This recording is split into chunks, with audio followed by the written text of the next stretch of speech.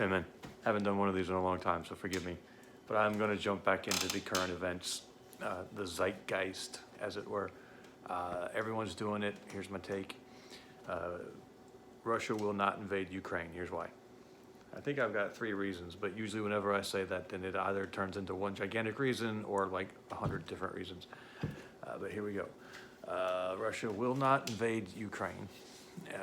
I don't have to explain this situation to you. You know what's going on. If you don't, not paying attention to Russia invading Ukraine, then you're not even watching this video to begin with. I'm not going into all that. But everyone's, maybe not everyone, but a lot of folks are up in arms on it, and the Biden administration is really up in arms about it, and they're screaming and shouting, and that's number one reason why I don't think there's any way Russia's going to invade Ukraine, because the Biden administration has gotten everything wrong since day one. Every single thing they said has been wrong. Haven't gotten one thing right. I don't know why anyone would think they're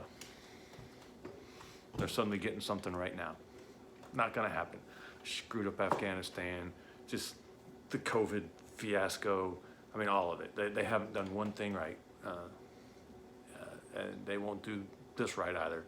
They made France angry, but it's pretty easy to make France angry. Everything. Screwed it all up.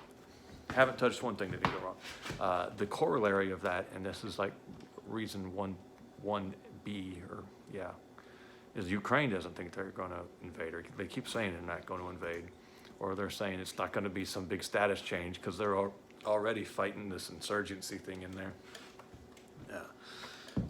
And that brings me to point 2 is there's nothing in it for Putin. So he's already got Crimea and that naval base there he won. He's already got that naval base on the Black Sea Russia's wanted for all of eternity. They've got insurgents in the Donbass region, and by insurgents, it just means non-uniform military personnel. Those aren't insurgents. Those are Russian military units that are just pretending to be insurgents. So he's already got boots on the ground inside territorial Ukraine. He's already destabilized the whole situation. What would an actual invasion bring him that he doesn't already have? Like I said, he's got the port on the Black Sea. He's got troops in that eastern region over there. I think it's eastern region. Me and the geography are not on great terms. Not quite as bad as me in the math, but almost. I should have looked that up before I started talking. So what's an actual invasion bring him? Not much. The other thing is, and this is point 3, he's got everything he could have wanted from an invasion anyway.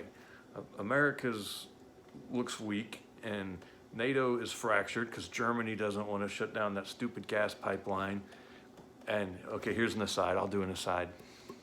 The environmentalist movement is funded almost entirely by Russia and Saudi Arabia because they want to keep all oil and gas production in their countries.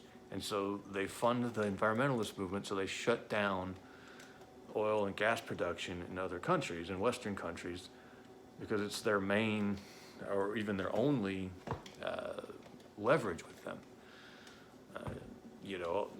Northern Europe and all those countries with coastlines in the northern sea up there in the northern Atlantic, just bursting with oil and gas everywhere. But their stupid environmentalist lobbies shut it all down and won't let them drill for it or get it out, extract it. And Russia's behind all that because now Germany's like, we don't want to burn gas because it's not environmentally friendly. But they're still burning gas. They're just burning Russian gas. Anywho. So he's fractured NATO. The French are coming over there kissing his ass. Who else is? Poland's all worried. He's got everyone all worried. He's got everyone all wee-weed up, as Obama would have said. And he doesn't have to do anything. He doesn't have to expend bullet 1. And then number 4, because I think 2 and 3 were supposed to all be part of 1. I think I screwed that up. So number 3, for the second time, the risk is too much. What if he loses? Or what if he doesn't even lose? What if he just gets stuck in a quagmire? What if he just gets bogged down and he ends up looking weak? Why would he risk going into Ukraine when he's already got everything he wants from them anyway. He's got the whole world up in arms. People are like, we have to use diplomacy. Well, when the West says we got to use diplomacy, what that means is they got to make concessions. You know, that's what that means. When France and Germany and America are, you must stick to a diplomatic process, what that means is, what do you want? What do you want? What do you want? We'll give it to you. What do you want? What do you want? What do you want? He's happy as a pig in mud over there. And he doesn't have to risk one soldier. He doesn't have to risk losing. He doesn't have to risk, public backlash when body bags start coming. Even if they're technically like in Vietnam. In Vietnam, we lost 56,000 men, and we killed somewhere around 6 million North Vietnamese and Chinese troops. I think it's North Vietnamese. I think that 6 million number is the North Vietnamese troops. And everyone's like, oh, America lost, and it was this horrible scarring thing, even though we were winning 1,000 to 1 or whatever it was, 10,000 to 1 or 1,000 to 1. As well as me and the geography, me and the math do not get along. So why would he risk that? He could have an incredibly lopsided kill count, and same thing in Afghanistan, by the way, and Iraq. In both places, our casualties were 1,000 to 1.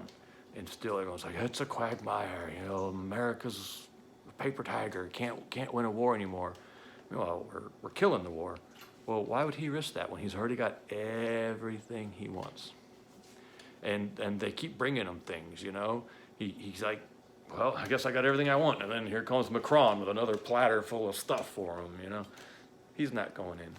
That's just my take. I could be wrong. What am I? I'm an ignorant redneck. I live at the bottom of a dirt road at the top of a valley in the unfashionable side of the poor end of town. But anywho, for those of you, we have been just now started putting our videos up on Rumble. This will be our third one. Just wanted to say hi, Rumble. I know I just kind of started putting stuff up and it had no explanation or anything. But for those of you who have been watching us here and prefer the alternatives, here obviously being YouTube, we are on Rumble. My goal is to make that the main channel and have YouTube be the backup channel. But obviously eyeballs are what's important. Talking to people about our ideas it's just the main thing. And as long as there's more eyeballs over here than over there, this will be the main channel or the main platform. But like I said, we're gonna do everything we can to make that successful so that becomes the main platform and YouTube is an afterthought. Men, we appreciate you. Thank you.